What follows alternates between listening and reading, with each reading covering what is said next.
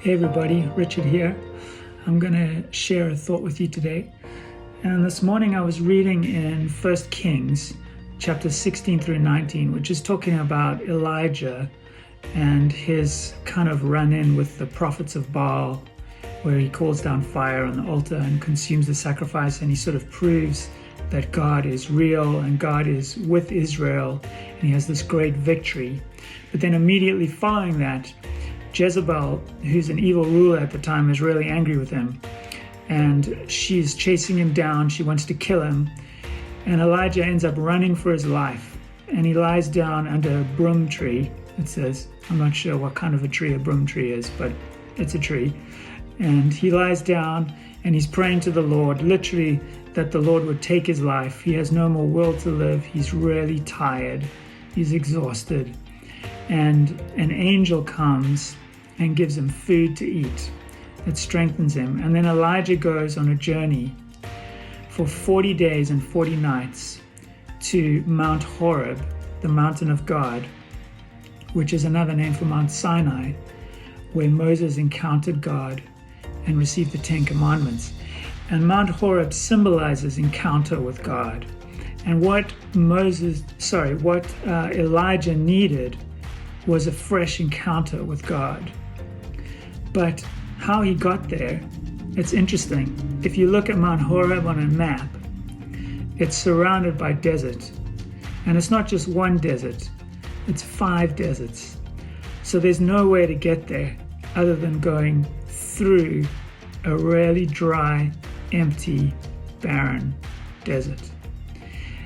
So Elijah would have been walking for 40 days and 40 nights through complete desert, dry wasteland, and he would have had to go on the strength. It says he went on the strength of the food that the angel had given him. And I just feel like it's so pertinent and so true that often before an encounter with God, we end up walking through a desert. And often it feels like there's no food there. And we have to rely on the food that we were given beforehand to sustain us through that journey. It was the same with Jesus in Luke 4 and 5. Jesus is led by the Spirit into the wilderness, and he also has no food. He doesn't eat for 40 days or 40 nights, and he's tempted by the devil. But after that desert period, he returns, and it says Jesus returned in the power of the Spirit, and that's when he began his ministry. And there's something of the desert periods, I don't know how it works, but that so often precede an encounter with God and the beginning or the release of the power of God. So maybe it's the refining of the desert. Maybe it's because in the desert we literally have to trust God or die. But if you find yourself in a desert season, don't despair.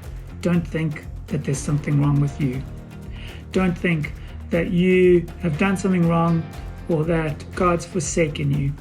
He hasn't. And honestly, probably you're just being set up to meet with God on the mountain of God for a fresh encounter, for God to do something miraculous in your life, something powerful in your life.